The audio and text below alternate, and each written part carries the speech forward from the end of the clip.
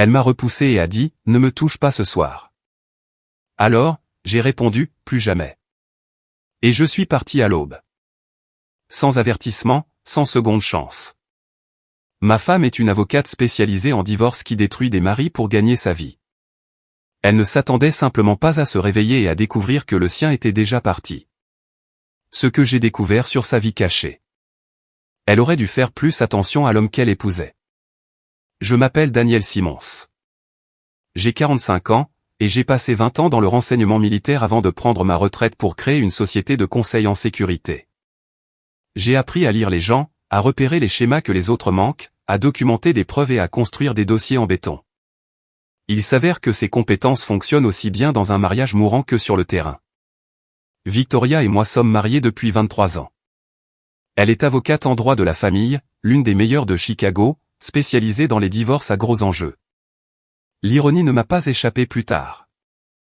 Elle avait bâti sa carrière en aidant des femmes à démanteler leur mariage et à partir avec tout. Je n'aurais jamais pensé qu'elle s'entraînerait sur le sien. Cette dernière nuit a commencé comme une centaine d'autres. Je suis rentré vers 19h, j'ai préparé le dîner pendant qu'elle travaillait tard dans son bureau à la maison. Quand elle a finalement émergé à 21h30, j'avais déjà mangé, mais j'avais gardé son assiette au chaud. Elle l'a regardé comme si j'avais fait quelque chose de mal.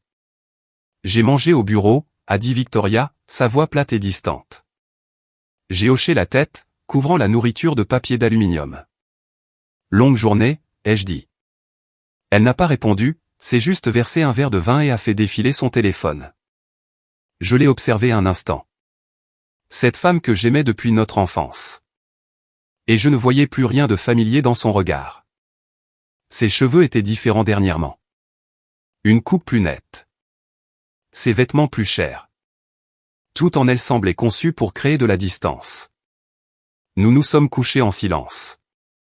Ce n'était plus inhabituel. Ce qui était inhabituel, c'est ce qui s'est passé quand j'ai tendu la main vers elle. Un simple geste, ma main sur son épaule. Victoria a repoussé ma main. Pas doucement. Il y avait de la force derrière son geste, de la frustration, peut-être même du dégoût. Elle s'est tournée vers moi dans l'obscurité, et je pouvais voir clairement son expression dans le clair de lune qui filtrait par la fenêtre. Ne me touche pas ce soir, Daniel. Sa voix était froide, mesurée, finale. Quelque chose a basculé dans ma poitrine. Pas un chagrin d'amour. J'avais déjà ressenti cela 1 millier de fois au cours des 3 dernières années. C'était différent. C'était la clarté. Je me suis redressé lentement, je l'ai regardé longuement. Plus jamais, ai-je dit doucement. Elle a cligné des yeux, confuse. Quoi? Tu m'as entendu. Plus jamais. J'en ai fini. Victoria a ricané, se retournant. Tu es dramatique. Va dormir. Mais je n'ai pas dormi. Je suis resté là, dans le noir, à écouter sa respiration se régulariser, à regarder le ventilateur de plafond tourner lentement au-dessus de nous. À 3 heures du matin, j'avais pris toutes les décisions que je devais prendre. À 4 heures, j'étais dans la cuisine en train de préparer un unique sac avec l'essentiel. À 5 heures, j'étais habillé et debout près de la porte. Je n'ai pas laissé de mots. Je n'ai rien pris qui pourrait être contesté plus tard. Juste mes documents, mon ordinateur portable et les vêtements que je portais. L'alliance a fini dans le tiroir, à côté de reçus qu'elle ne regardait jamais, de papiers d'assurance qu'elle ne lisait jamais, de documents qu'elle signait sans poser de questions parce qu'elle me faisait confiance pour gérer les détails ennuyeux. Cette confiance était sur le point de devenir sa plus grande erreur. Je suis parti à l'aube pendant qu'elle dormait encore, j'ai quitté l'allée avec ma voiture, celle qui était à mon seul nom, et j'ai conduit jusqu'à un motel à une 30aine de kilomètres de la ville. Je ne me sentais pas triste. Je ne me sentais pas en colère. Je me sentais libre pour la première fois depuis des années. Ce que Victoria ne savait pas, ne pouvait pas encore savoir, c'est que je préparais ce moment depuis 11 mois. Chaque document signé, chaque actif protégé, chaque conversation enregistrée. Elle m'avait bien appris au fil des ans, en l'écoutant élaborer des stratégies pour les divorces de ses clientes pendant le dîner. Elle n'avait simplement jamais réalisé que je prenais des notes. Le soleil se levait lorsque je me suis enregistré au motel. Mon téléphone était éteint. Mes comptes étaient sécurisés. Mon avenir m'appartenait enfin. Qu'elle se réveille dans un lit vide. Qu'elle se demande où j'étais passé. Qu'elle passe ses appels et raconte ses histoires. Le temps qu'elle comprenne ce qui s'était passé, il serait bien trop tard pour l'arrêter. Le café du motel avait un goût de regret et de caoutchouc brûlé. Mais je l'ai bu quand même. Assis sur le bord d'un lit qui n'était pas le mien, dans une chambre qui sentait le nettoyant industriel et les problèmes des autres, je me suis enfin permis de penser clairement. Victoria allait bientôt se réveiller. Peut-être l'était-elle déjà. Je l'imaginais tâtonner de l'autre côté du lit, trouver un espace vide, supposer que je m'étais levé tôt pour courir ou préparer le petit déjeuner comme je le faisais toujours. Il lui faudrait un certain temps pour remarquer que mes vêtements avaient disparu, que mon ordinateur portable manquait, que le tiroir où je gardais les documents importants était vide. Mon téléphone était posé face contre table sur la table de chevet. Je l'avais rallumé il y a 1 heure, mais je l'avais laissé en mode silencieux. 23 appels manquaient déjà. 15 textos. Je n'avais pas besoin de les lire pour savoir ce qu'ils disaient. Où es-tu? Ce n'est pas drôle. Appelle-moi maintenant. Typique de Victoria. Pas inquiète pour moi. Inquiète de la perturbation de sa routine. J'ai ouvert mon ordinateur portable et me suis connecté au portail sécurisé que je construisais depuis des mois.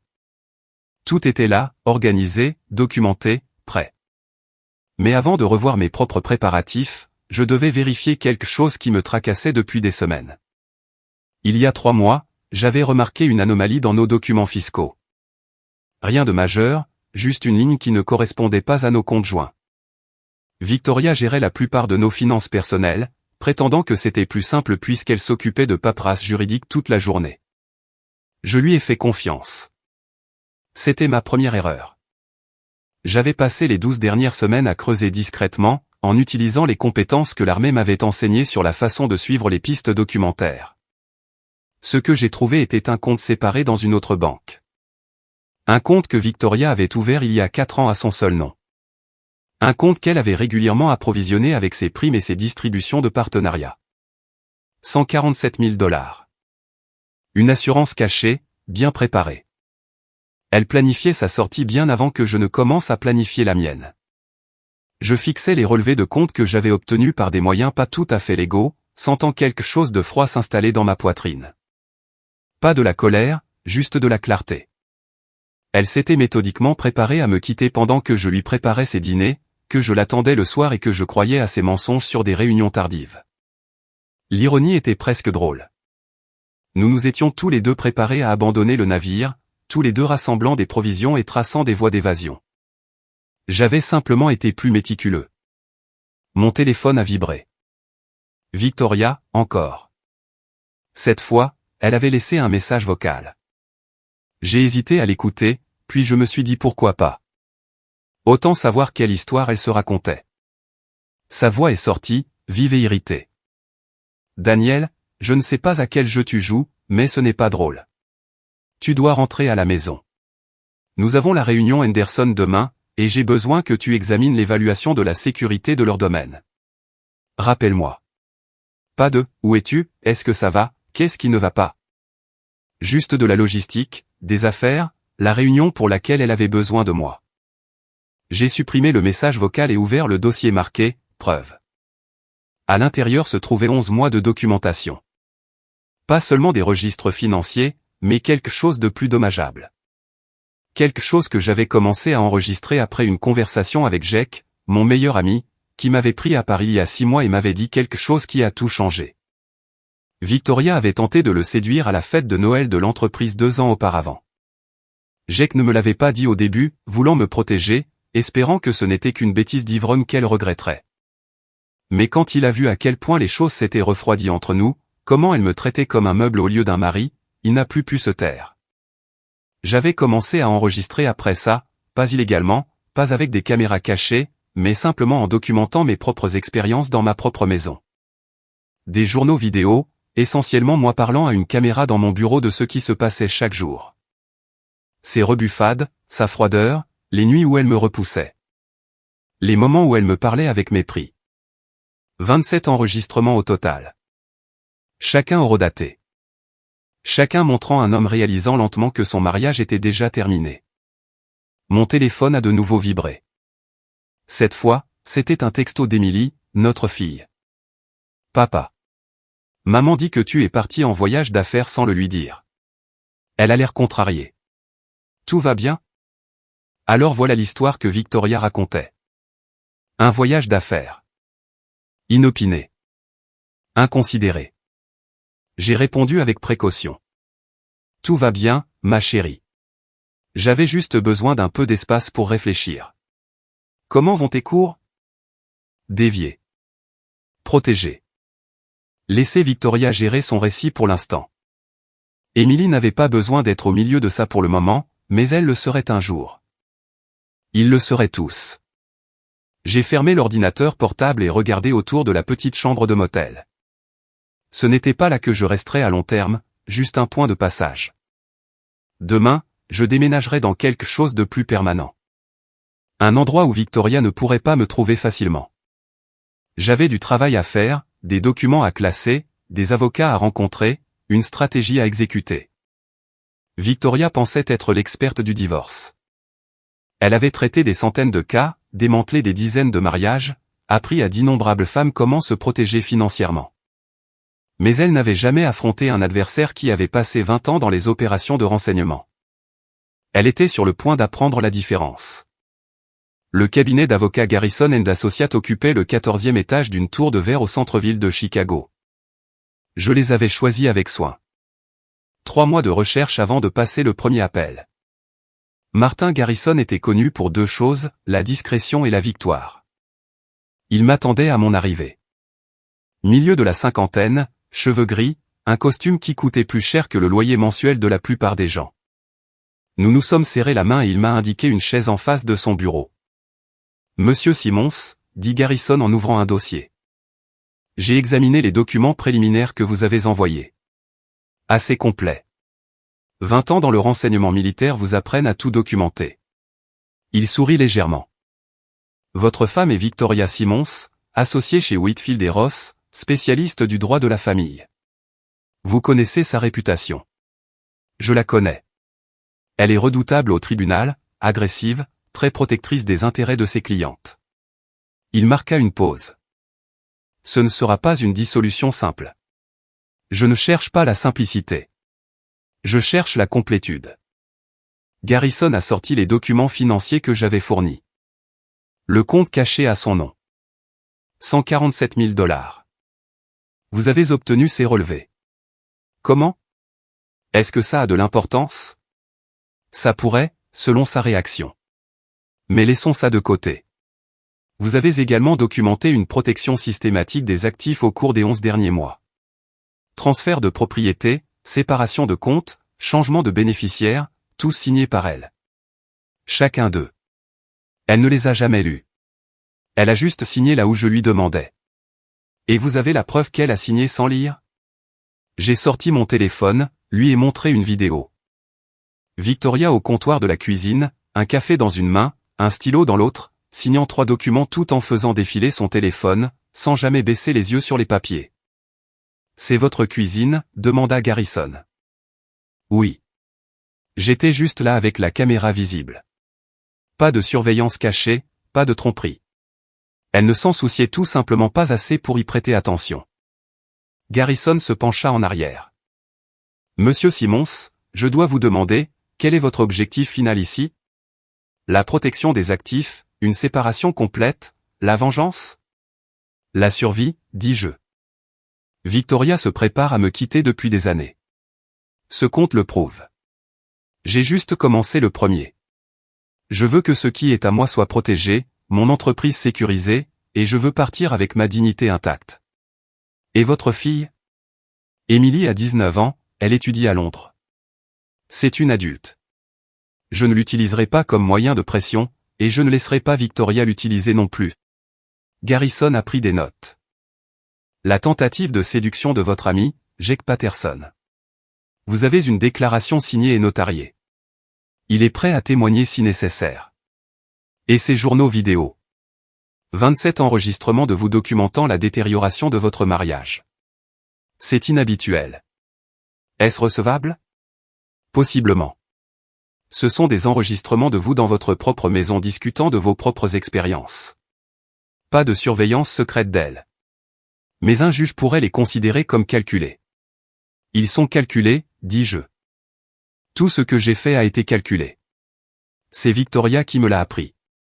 Elle dit à ses clientes de tout documenter, de se protéger, de planifier à l'avance. J'ai appris de la meilleure. Garrison ferma le dossier. Je vais être direct, monsieur Simmons. Votre femme va attaquer fort. Elle connaît le système, les juges, elle sait comment peindre des récits.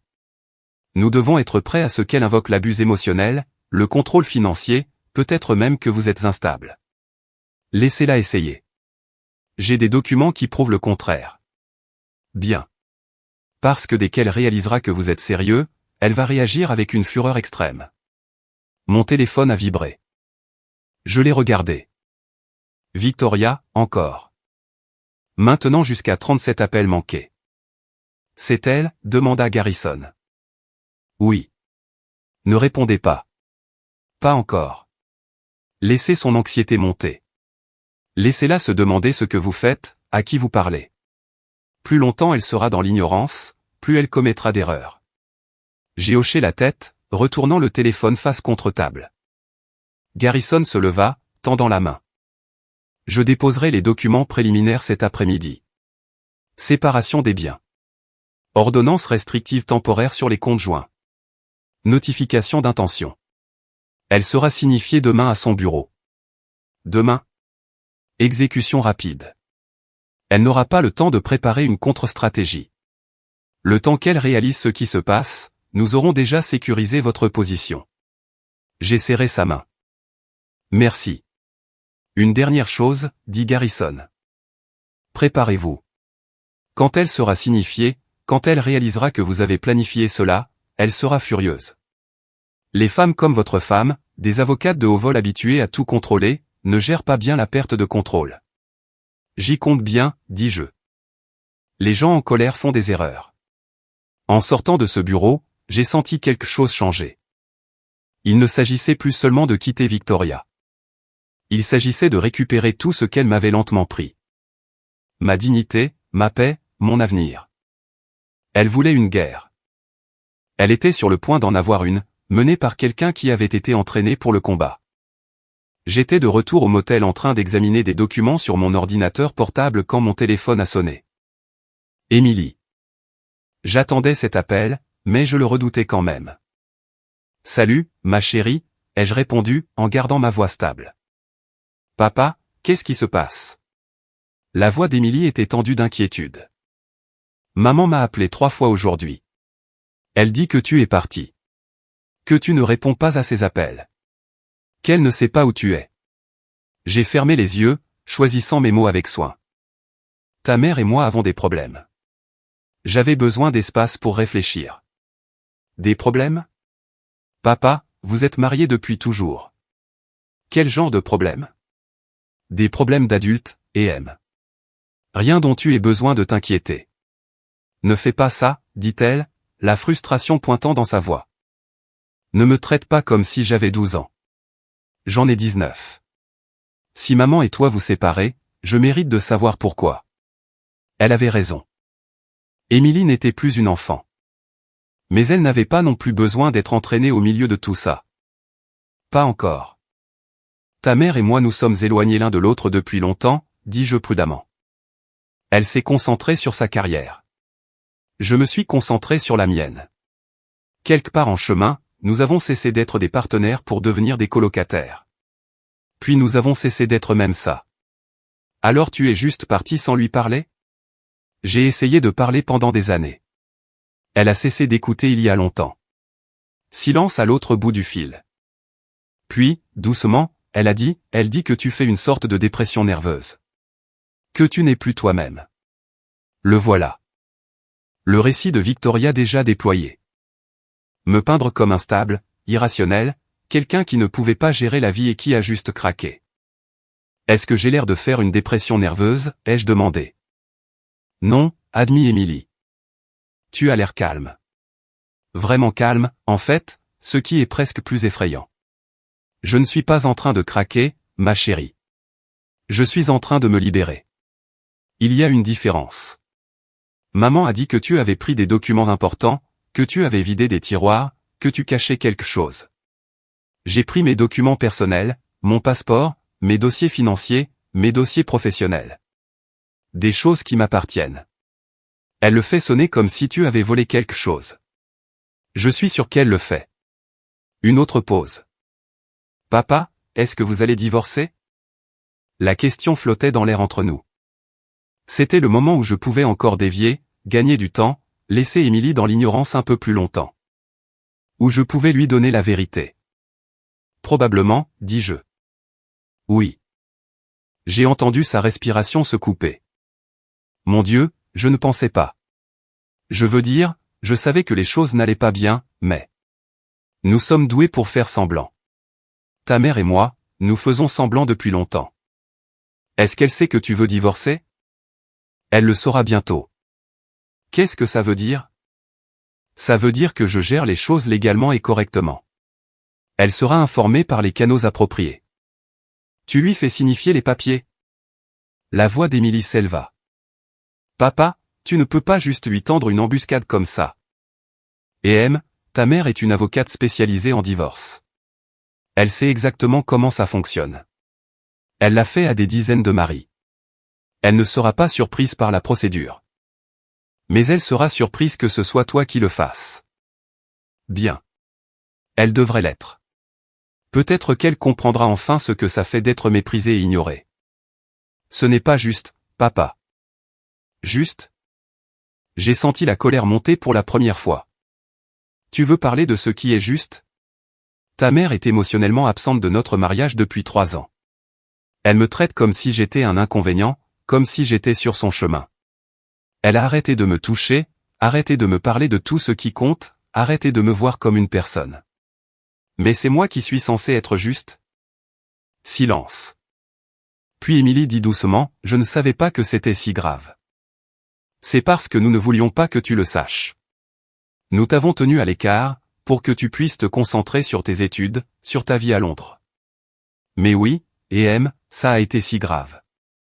Qu'est-ce que tu veux que je fasse? Rien, dis-je fermement. C'est entre ta mère et moi. Tu ne prends pas parti.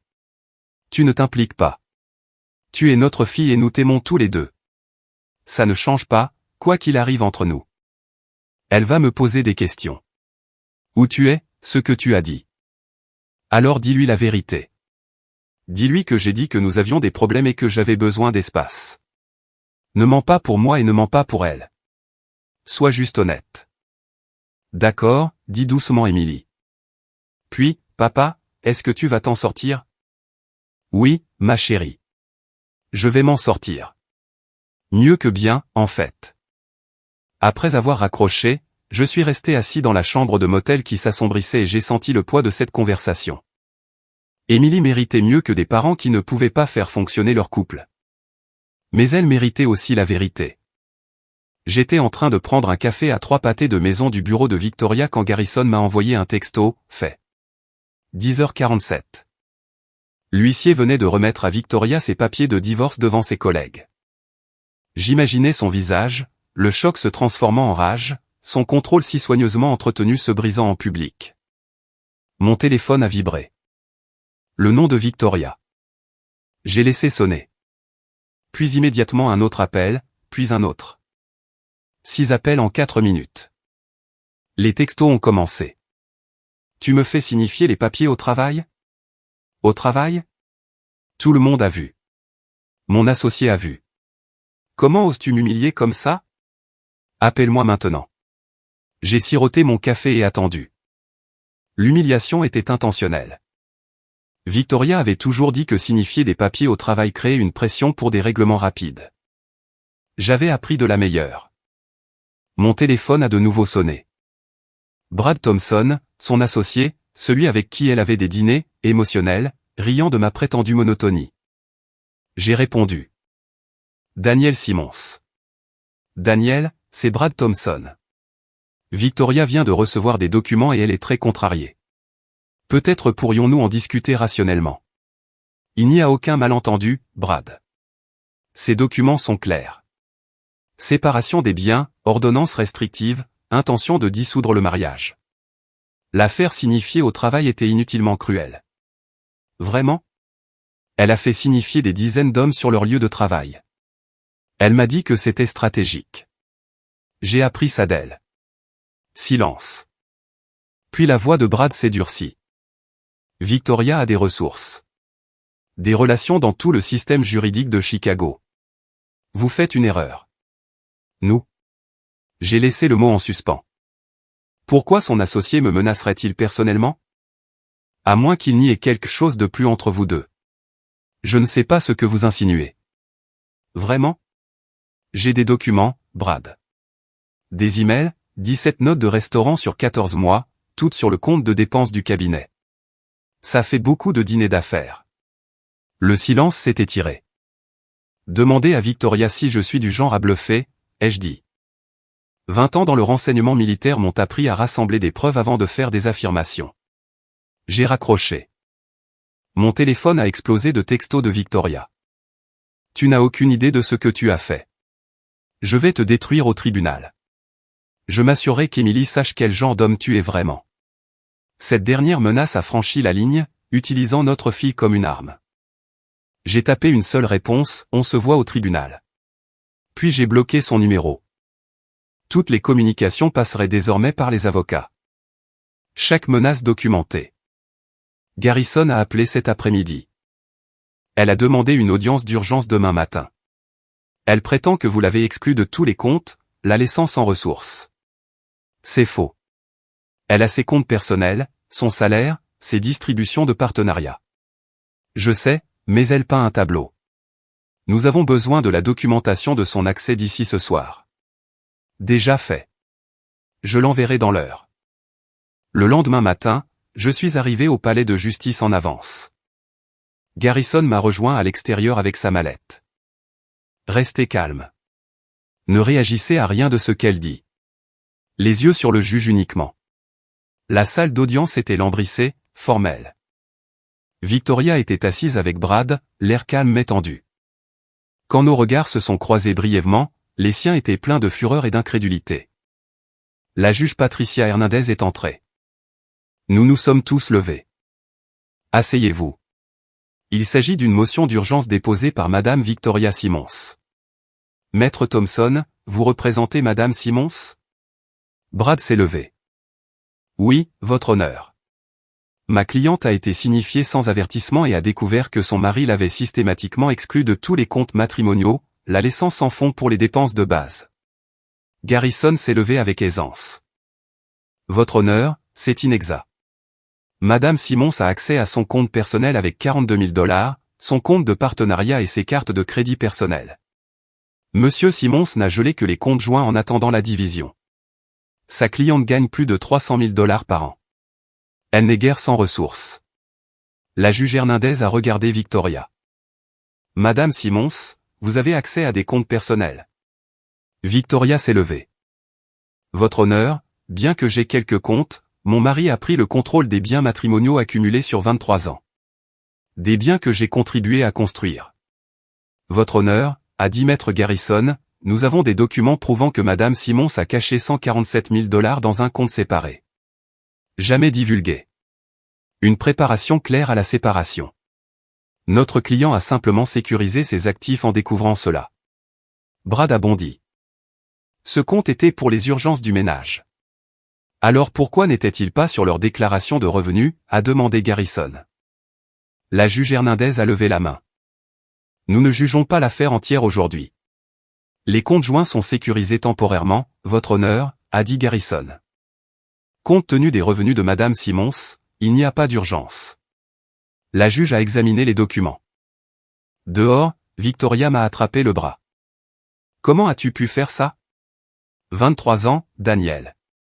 J'ai regardé sa main, puis ses yeux. Tu as eu 3 ans pour me traiter comme si j'avais de l'importance. Tu as choisi de ne pas le faire. Je n'ai jamais prévu de te quitter. Alors explique les 147 000 $ que tu cachais. Sa main est tombée. C'était juste être intelligente. Non, c'était toi qui te préparais à partir tout en me laissant croire que nous avions un avenir. Brad est apparu, la main sur son épaule. Nous devons y aller.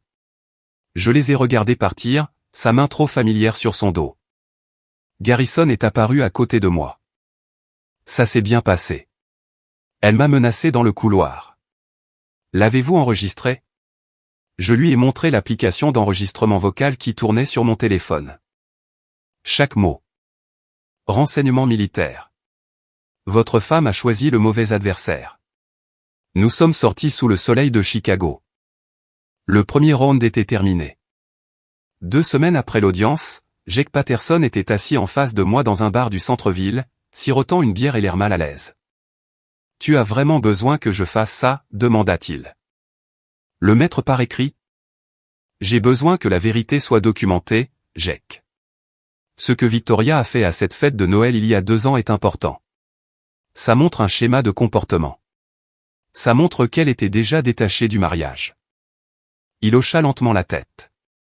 D'accord, mais tu sais qu'elle va m'attaquer violemment. Elle dira que je mens, que je te soutiens juste parce que nous sommes amis. Laisse-la essayer. Tu es prêt à témoigner sous serment, n'est-ce pas? Oui, je le suis. Il a pris une longue gorgée. J'ai sorti mon téléphone et ouvert l'enregistreur vocal. Raconte-moi exactement ce qui s'est passé. Chaque détail dont tu te souviens. Jake a posé sa bière et a rassemblé ses pensées. C'était le 15 décembre, il y a 2 ans. La fête de Noël de ton entreprise dans cet hôtel du centre-ville. Tu es parti vers 21h à cause de cette urgence client. Tu te souviens? La faille de sécurité au bâtiment Thomson. Je me souviens. Victoria est restée. Elle a dit qu'elle voulait réseauter, voir des gens. J'étais au bar vers 23h quand elle m'a trouvé. Elle était ivre. Pas complètement saoule, mais elle avait clairement dépassé sa limite. Elle a commencé à parler de comment tu avais changé, comment tu étais plus amusant, plus spontané avant. Qu'est-ce qu'elle a dit exactement? Elle a dit, Jake, tu te souviens quand Daniel riait? Vraiment riait? Maintenant, il fait juste semblant. Puis elle s'est approchée, a posé sa main sur ma poitrine et a dit, ça me manque d'être avec quelqu'un qui me désire vraiment. Ma mâchoire s'est crispée, mais j'ai gardé ma voix stable. Et ensuite, elle m'a embrassé. Un vrai baiser. Je l'ai repoussée immédiatement, je lui ai dit qu'elle était ivre et qu'elle devait rentrer chez elle. Elle a ri, a dit que j'étais coincé, comme toi.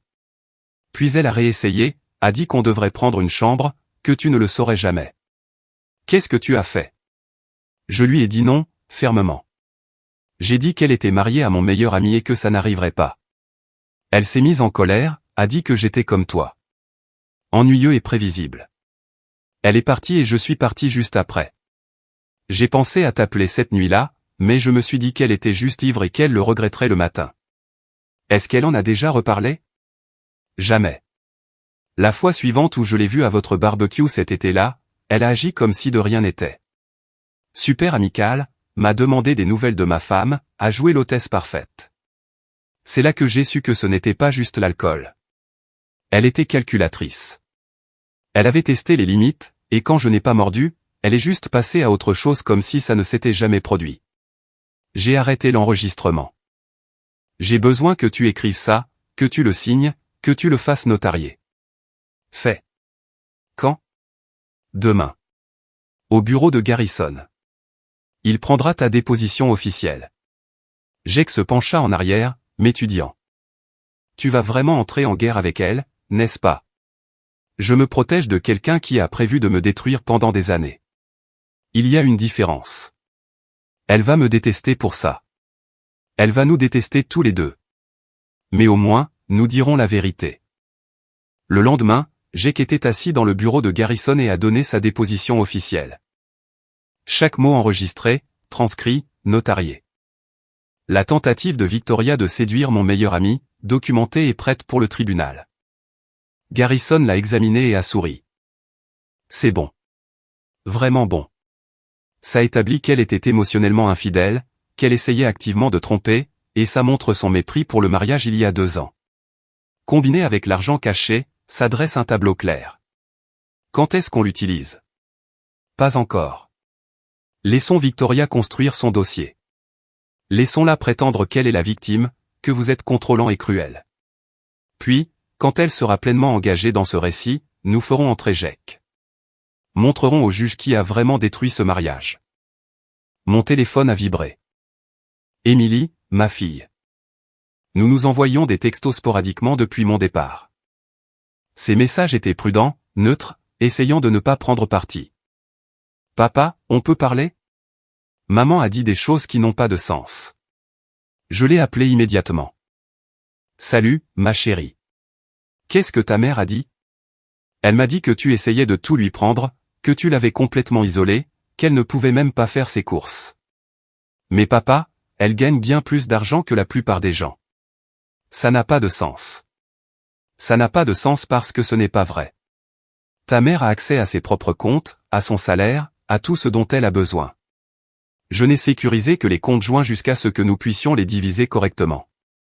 Elle a aussi dit que tu répandais des mensonges sur elle, que tu essayais de ruiner sa réputation. Je ne répands rien, et aime. Je documente des faits. Il y a une différence. Quel fait? J'ai hésité. Que devait savoir Émilie? Elle avait 19 ans, c'était une adulte, mais toujours notre fille. Ta mère se prépare à me quitter depuis des années. Elle a caché de l'argent. Elle s'est éloignée émotionnellement. Elle a cessé de me traiter comme un partenaire. Quand j'en ai finalement eu assez et que je suis parti, elle s'est mise en colère que je sois parti le premier. C'est de ça qu'il s'agit en réalité, le contrôle. Elle a dit que tu faisais mentir oncle Jake pour toi. Jake ne ment pas. Il dit la vérité sur quelque chose qui s'est passé il y a 2 ans. Quelque chose que ta mère a fait et qui m'a montré qu'elle en avait déjà fini avec notre mariage. Qu'est-ce qu'elle a fait? Demande-lui. Demande-lui ce qui s'est passé à la fête de Noël de l'entreprise il y a 2 ans quand je suis parti plus tôt. Voici elle te dit la vérité. Silence, puis doucement, c'est tellement tordu. Je sais, ma chérie. Je suis désolé que tu sois au milieu de ça. Mais je te promets que tout ce que je fais, c'est pour me protéger, pas pour blesser ta mère. Elle est juste en colère de ne plus pouvoir contrôler le récit. Après avoir raccroché, je suis resté assis dans mon nouvel appartement, celui que j'avais loué au nom de mon entreprise, et j'ai senti le poids de tout cela. Mon mariage était terminé. Ma fille était confuse. Ma femme préparait une campagne de guerre. Mais j'avais la vérité de mon côté. Et à la fin, la vérité était la seule arme qui comptait vraiment. 3 semaines après la séparation, Garrison a appelé avec des nouvelles. La déclaration financière de Victoria est arrivée. Vous devez voir ça. Je l'ai rejoint à son bureau dans l'heure. Il a étalé des documents sur la table de conférence, surlignant des sections au marqueur jaune. Vous vous souvenez de ce compte caché? Les 147 000 $. Qu'en est-il?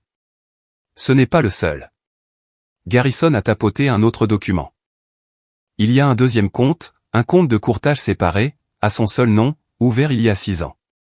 83 000 $ de plus. Je fixais les chiffres. Elle cache de l'argent depuis 6 ans. C'est encore mieux. Regardez les dépôts. Des contributions mensuelles régulières, parfois 2 ou 3 000 à la fois, toutes provenant de ses primes trimestrielles et de ses distributions de partenariat. De l'argent qui aurait dû être déclaré comme revenu matrimonial. Combien au total, combiné? 230 000 $ cachés sur 2 comptes dont vous n'avez jamais connu l'existence. Je me suis assis lourdement. Elle planifiait ça depuis 6 ans. Elle prévoyait de me quitter alors que je pensais que nous construisions un avenir ensemble. C'est pire que ça, a dit Garrison. Regardez le calendrier des dépôts. Ils ont considérablement augmenté à partir d'il y a 3 ans. Juste au moment où vous avez dit que les choses sont devenues très froides entre vous. Il avait raison. Les dépôts étaient passés de 1 500 $ par mois à parfois 5 000. Victoria avait agressivement financé son plan d'évasion tout en me traitant comme un inconvénient à la maison. Pouvons-nous utiliser ça au tribunal? Absolument. Ce n'est pas seulement cacher des actifs. C'est une tromperie systématique sur plusieurs années. Ça montre une intention, une planification et un mépris total du partenariat conjugal. N'importe quel juge verra cela comme sa préparation au divorce tout en vous tenant dans l'ignorance. Et sa prétention que je suis financièrement contrôlant? Garrison a ri. Elle prétend que vous êtes contrôlant alors que c'est elle qui a caché $250 000. Cet argument s'effondre instantanément. En fait, cela renverse complètement le récit. C'est elle qui a été financièrement trompeuse, pas vous. Mon téléphone a vibré. L'avocat de Victoria, Brad Thompson, demandait une réunion. Garrison l'a regardé et a secoué la tête. Il veut négocier. Il voit la même déclaration financière que nous, et ils savent que ça a mauvaise allure. Il va essayer de le tourner à son avantage. Peut-être offrir un règlement rapide pour éviter le procès. Je ne règle pas. Bien. Parce que nous sommes maintenant en position de force. Elle a caché des actifs. Elle a essayé de vous tromper avec votre meilleur ami. Elle a été émotionnellement abusive pendant des années. Nous avons la documentation de tout. Elle ne veut pas que cela aille au procès, pas plus que nous, mais pour des raisons différentes. Quelles sont ces raisons? Si cela va au procès, tout cela devient un dossier public. Ses collègues, ses clients, son réseau professionnel, ils verront tous que l'avocate experte en divorce cachait des actifs et planifiait son propre divorce pendant des années. Ça détruit sa crédibilité. Elle ne peut pas être la conseillère de confiance en matière de divorce si elle a trompé son propre mari. J'y ai pensé. Toute la carrière de Victoria était bâtie sur sa réputation. Elle était l'avocate que les femmes engageaient quand elles voulaient gagner, quand elles voulaient partir avec tout. Si on apprenait qu'elle avait systématiquement caché de l'argent et s'était émotionnellement détachée, son image professionnelle volerait en éclats. Alors, qu'est-ce qu'on fait? Nous attendons. Laissons Brad faire son offre. Ensuite, nous contre-attaquons avec quelque chose qui vous protège complètement. La maison, le chalet, votre entreprise, vos comptes de retraite. Elle garde ses comptes, son argent caché et sa carrière. Mais elle ne peut pas réécrire l'histoire, et elle ne peut pas jouer la victime. Elle n'acceptera jamais ça. Alors nous irons au procès. Et nous nous assurons que chaque juge, chaque avocat, chaque client de Chicago sache exactement qui est vraiment Victoria Simons. Ce soir-là, j'ai sorti mon ordinateur portable et ajouté une autre entrée de journal vidéo. Numéro 28. Moi, assis dans mon appartement, expliquant la découverte du deuxième compte caché, ce que cela signifiait, ce que ça faisait de réaliser que ma femme planifiait sa sortie depuis 6 ans. Elle me regardait dans les yeux tous les jours, et je dis à la caméra, sachant qu'elle avait $250 000 cachés. Elle m'a fait croire que nous avions un avenir pendant qu'elle construisait sa voie d'évasion. Ce n'est pas quelqu'un qui a cessé d'aimer. C'est quelqu'un qui a calculé sa stratégie de sortie tout en m'utilisant comme substitut. J'ai sauvegardé le fichier et fermé l'ordinateur portable. Demain, Brad appellerait avec son offre. Demain, la véritable négociation commencerait. Mais ce soir, j'ai enfin compris quelque chose de crucial. Je n'avais pas perdu ma femme. J'avais échappé à quelqu'un qui m'utilisait depuis des années tout en prévoyant de partir depuis le début. Et d'une certaine manière, cette vérité ne faisait plus mal. Elle me rendait juste plus déterminé à gagner. J'étais en train de prendre un café près de mon nouvel appartement quand un numéro inconnu a appelé. La voix d'une femme. Hésitante mais déterminée. Est-ce que je parle à Danielle Simons? Oui. Qui est à l'appareil? Je m'appelle Jennifer Price. J'étais une cliente de votre femme il y a 4 ans. J'ai vu les nouvelles de votre séparation. Je dois vous dire quelque chose sur Victoria. Nous nous sommes rencontrés le lendemain dans un restaurant à Oak Park, loin du centre-ville où Victoria avait des relations. Jennifer avait la fin de la trentaine, bien habillée, se tenant avec l'assurance de quelqu'un qui s'était reconstruit après un désastre. Merci de me rencontrer, dit-elle en commandant un café d'une main ferme. Ce n'est pas facile d'en parler. Qu'est-ce que vous voulez me dire sur Victoria? Jennifer a sorti un dossier, le faisant glisser sur la table. Il y a 4 ans, elle m'a représenté dans mon divorce. Mon mari et moi avions des problèmes, bien sûr, mais rien d'irréparable. Victoria m'a convaincu du contraire. C'est son travail. De protéger ses clientes. Non, la voix de Jennifer s'est durcie. Elle ne m'a pas protégé. Elle a fait de moi une arme. Elle m'a appris à détruire mon mari, à cacher de l'argent, à monter nos enfants contre lui, à prétendre à des abus qui n'ont jamais eu lieu. Elle m'a donné des scénarios pour ce que je devais dire au tribunal, m'a coaché sur comment pleurer sur commande. J'ai ouvert le dossier. Des emails provenant de l'adresse de Victoria. Exposant des stratégies qui franchissaient toutes les limites éthiques, comment falsifier des allégations d'abus, comment cacher illégalement des actifs, comment manipuler les évaluateurs de garde d'enfants. Pourquoi me montrez-vous ça? Parce que j'ai détruit la vie d'un homme bon en suivant ses conseils, a dit Jennifer, sa voix se brisant légèrement. Mon ex-mari a perdu son entreprise, sa réputation, sa relation avec nos enfants. 4 ans plus tard, je suis noyé dans la culpabilité et mes enfants me parlent à peine parce qu'ils ont compris que j'avais menti. Victoria a fait de moi un monstre. J'ai étudié attentivement les emails. Chacun était plus accablant que le précédent. Victoria ne pratiquait pas seulement un droit du divorce agressif. Elle coachait ses clientes pour commettre un parjure, pour cacher des actifs, pour détruire systématiquement leur mari. Est-ce que votre ex-mari sait que vous êtes ici? Il le sait. Il a dit que si ces emails aident à vous protéger de ce qu'elle lui a fait, alors au moins quelque chose de bon sortira de notre cauchemar. Puis-je les garder? Ils sont à vous. J'ai des copies. Jennifer a croisé mon regard. Votre femme est douée pour jouer la victime, monsieur Simons. Elle pleurera au tribunal. Vous fera passer pour un monstre.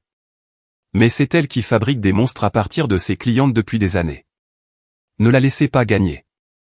J'ai passé 1 heure à examiner chaque email, chaque document que Jennifer avait apporté. Puis j'ai tout envoyé à Garrison. Il m'a rappelé dans les 30 minutes. Daniel, c'est explosif. S'ils sont authentiques, Victoria pourrait faire face à des violations de l'éthique, voire à une radiation. Ils sont authentiques.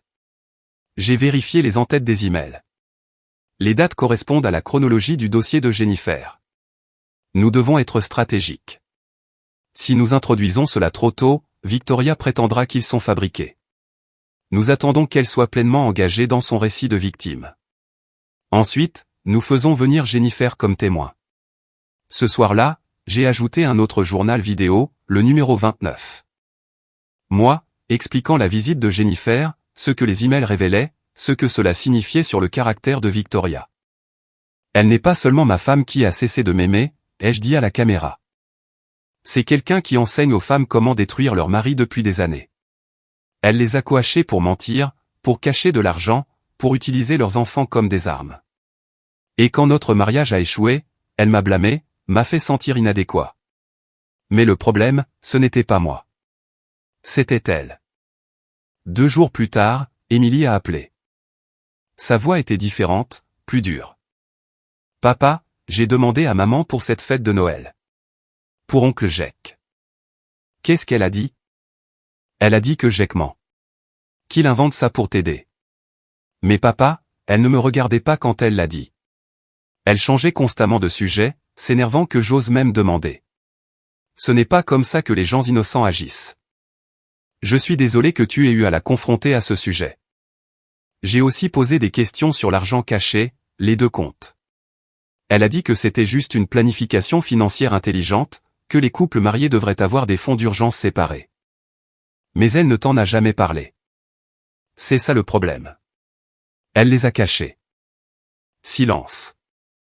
Puis, je pense que j'ai cru sa version parce que c'est plus facile. Parce qu'accepter que maman mente depuis des années signifie que toute notre famille a été construite sur quelque chose de faux. Pas faux, ma chérie. Juste brisé. Les gens se brisent. Les mariages se terminent. Ça ne veut pas dire que les bonnes années n'étaient pas réelles. Y a-t-il eu de bonnes années?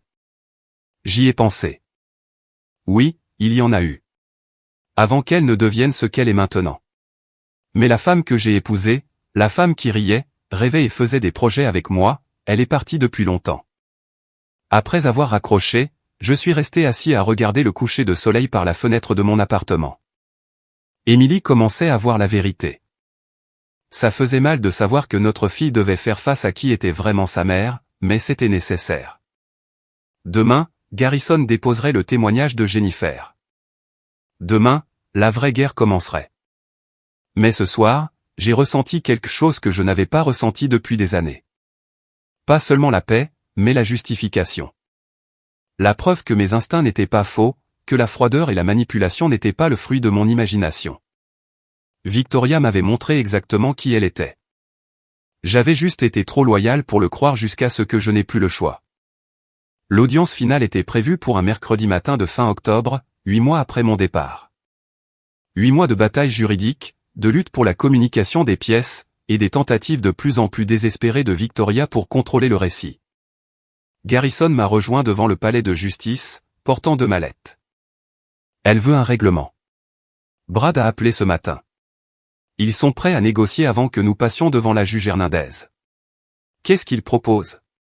Elle garde la maison. Vous gardez le chalet et votre entreprise. Les actifs sont partagés à 50-50e. Elle abandonne toutes les allégations d'abus financiers si vous abandonnez le témoignage de Jake et les emails de Jennifer. Non. Je leur ai dit que vous diriez ça. Alors, voici notre contre-offre. Vous gardez le chalet, votre entreprise, vos comptes de retraite et les véhicules. Elle garde ses comptes cachés, les 230 000 $, sa participation dans le cabinet et sa réputation professionnelle. Mais elle signe une déclaration admettant que les comptes étaient cachés, et elle ne conteste rien publiquement. Elle n'acceptera jamais. Voyons voir. Nous sommes entrés dans le palais de justice. Victoria était déjà là avec Brad, l'air fatigué et plus petite, d'une certaine manière.